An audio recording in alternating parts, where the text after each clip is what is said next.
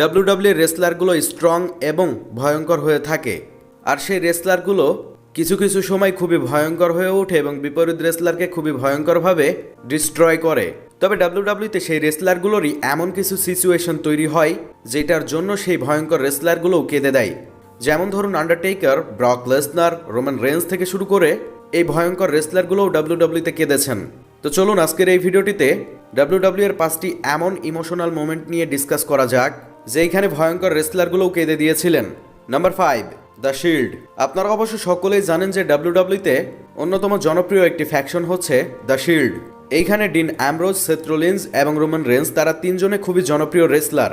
2018 সালের অক্টোবর মাসের 22 তারিখে হঠাৎ করেই মানডে নাইট রোয়ের এপিসোডে রোমান রেন্স তিনি ইউনিভার্সাল চ্যাম্পিয়নশিপটি নিয়ে এসে সকলের সামনেই তার ক্যান্সারটির কথা তুলে ধরেন এবং সেইখানে তিনি একটা বিষয় উল্লেখ করেন যে টাইটেল রানটি এখানেই শেষ করতে হচ্ছে এবং ইউনিভার্সাল চ্যাম্পিয়নশিপটিকে রিলিংকুইশ করে ডাব্লিউডাব্লিউ থেকে বিদায় নিতে হবে রোমান রেন্সকে।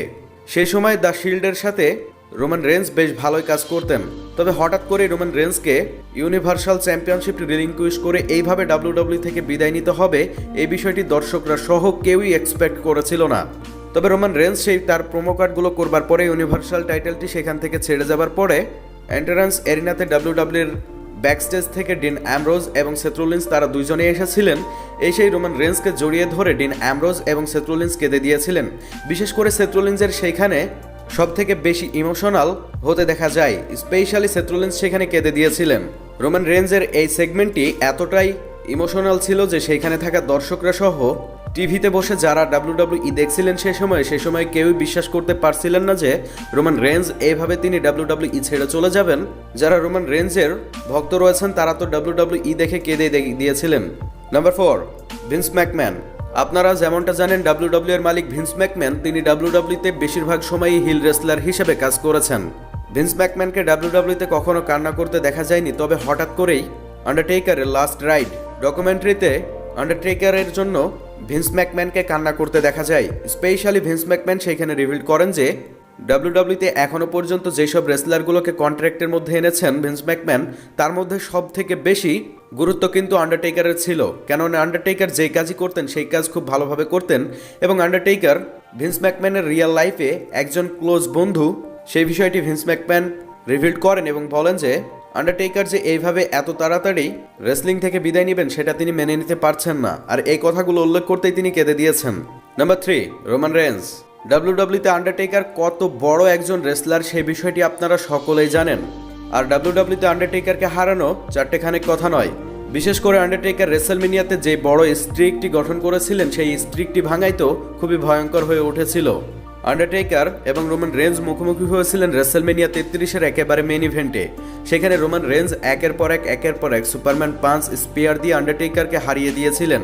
যেখানে আন্ডারটেকার রেসলমেনিয়া পেপার ভিউতে এত বড় স্ট্রিক গঠন করেছিলেন, তবে যে রোমান রেন্স এইভাবে আন্ডারটেকারকে হারিয়ে দিবেন এই বিষয়টি একেবারেই আনএক্সপেক্টেড ছিল। রোমান রেন্স সেই ম্যাচটিতে জিতে যাবার পরে ব্যাকস্টেজে এসে একটি চেয়ারে বসে পড়েন এবং সেইখানে তিনি একেবারে ইমোশনাল হয়ে পড়েন। আন্ডারটেকারের মতো এত বড় একটি লিজেন্ডকে রেসলমেনিয়া পেপার ভিউতে তিনি হারিয়ে দিয়েছেন সেই বিষয়টি তিনি বিশ্বাসই করতে পারছেন না।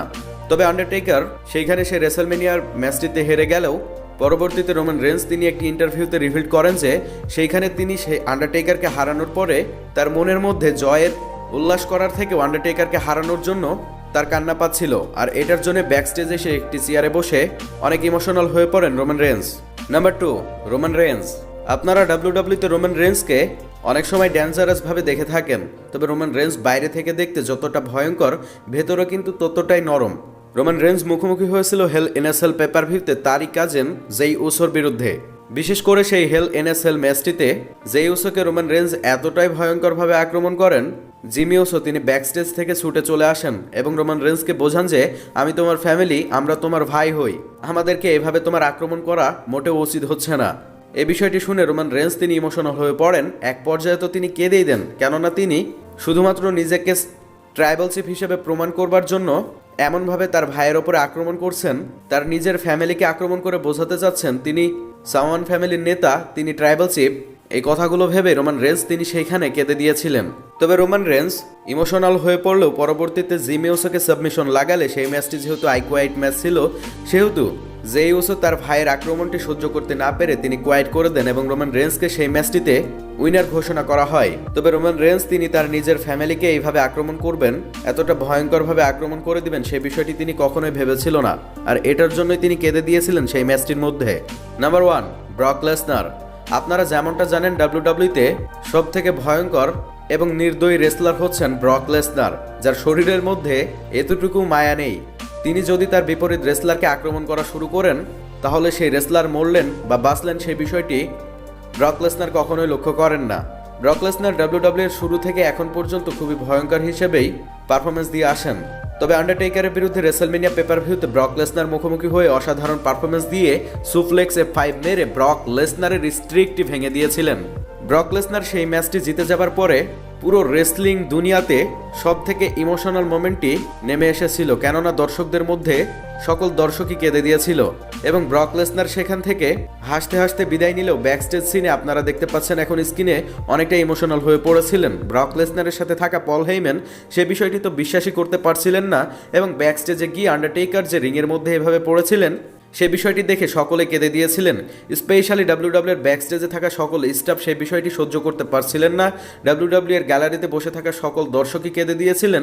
এছাড়াও আন্ডারটেকারকে যারা ভালোবাসতেন, যারা রেসলমেনিয়ার স্ট্রিককে ভালোবাসতেন, 21-0 একটি স্ট্রিক ছিল, সেটাকে আন্ডারটেকার আর কন্টিনিউ করতে পারেননি, বরং ব্রক লেসনারের বিরুদ্ধে তিনি সেই ম্যাচটিতে হেরে গিয়েছিলেন। আর তারপরে আন্ডারটেকার তিনি যে রিংয়ের মধ্যে এমনভাবে পড়েছিলেন সেই বিষয়টি দর্শকরা মেনে নিতে পারছিলেন না।